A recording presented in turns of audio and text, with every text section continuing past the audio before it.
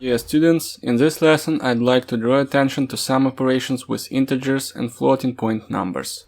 Let's start review this example. Imagine you want to divide two integers. Let's imagine you are implementing Uber application and you want to split ride charge between you and your friends. If ride charge was $20 and there were 3 of you, each of you should pay for $6, according to the results of our program. Probably each of you will be happy because you all together saved $2. But Uber driver will hate your app. You need to remember that when you are dividing integers, you receive integer. And there is no rounding. Fractional part of the result is just not taken into account. What you can do about it now? Just change type of the operand to double to get floating point number as a result. You see, I am casting integer to double here and running the program. We'll learn with you more about expression type in the separate lesson. Now you see double result, but still, this is something what end user wouldn't expect and can't pay exactly this amount of money. So what to do in this case? The rule of thumb here is to use BigDecimal object. In previous lessons we learned how to attach source code to Eclipse and how to investigate the source code. So feel free to open Java doc for BigDecimal type to learn more. The BigDecimal class provides operations for arithmetic, scale manipulation, rounding. Also this class gives its user complete control over rounding behavior. If no rounding mode is specified and the exact result cannot be represented, an exception is thrown. Let's declare a variable of BigDecimal type here. To create object of BigDecimal, use special method value of like this.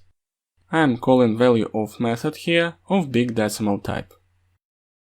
This method represents creational architecture pattern which is called factory method.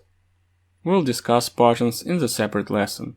For now, just remember how to create object of BigDecimal type. You can also set scale for this number.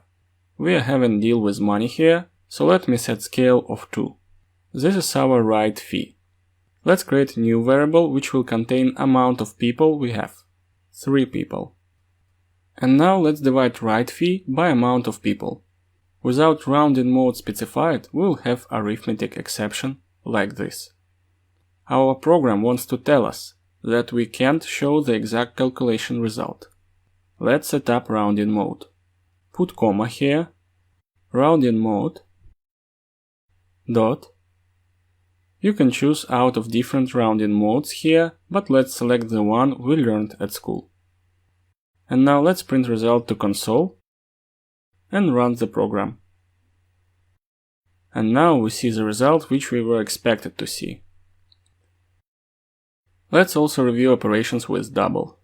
Imagine you have some double number 3.1 and you need to subtract from it 1.21.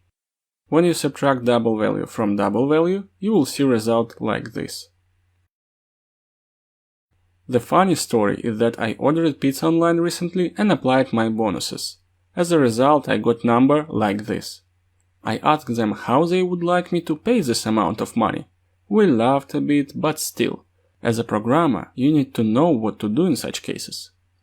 There are infinite number of real numbers in any range, but only finite number of bits to represent them. For this reason, rounding errors is expected for doubles and floats. The number you get is the closest number possible that can be represented by double in floating point representation. Here is where BigDecimal with rounding mode will help us. Let's create 2 objects of BigDecimal here. Do not forget to set the scale for them. And let's subtract this number from this one. I am running the program, and here is the result. Today you learned how to control precision in arithmetic operations and how to set up rounding rules.